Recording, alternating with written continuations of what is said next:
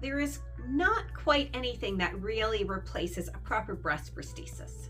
Hi, I'm Sherry from Twin Sisters Mastectomy Boutique, and I get this phone call probably once every 2 weeks where somebody will call me and they'll say, my sister, aunt, mother, friend had her surgery and they're wearing something homemade instead of a proper breast prosthesis. So it might be, some fabric that they've balled up, or a sock, or something that they've homemade, or maybe a knitted knocker, which is fine for the first 6 weeks after surgery.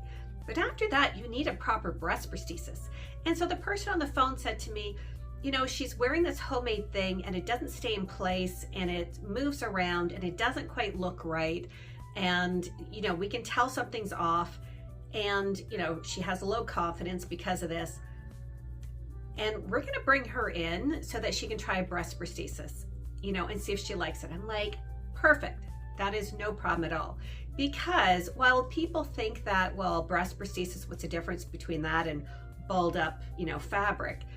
They are so surprised when they try it on. They're so surprised when they actually see and feel the difference, because they look natural. They don't look odd. There's not something in your brain that goes, something's not right. Plus it's properly weighted to give you biomechanical balance. Plus it's made out of surgical grade silicone, so it passes a hug test. There's so many positives.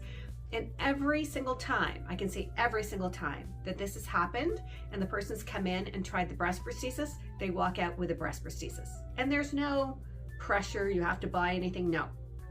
But they're so shocked at what a difference it makes, because they're like, well, what difference is it going to make if it's silicone or fabric?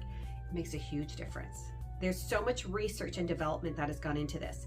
So when somebody tries this on, their life changes and they're like, oh my gosh, why didn't I do this years ago? And they literally walk out a different person. They walk in like this and they walk out like this, because they are feeling for the first time in a long time like themselves.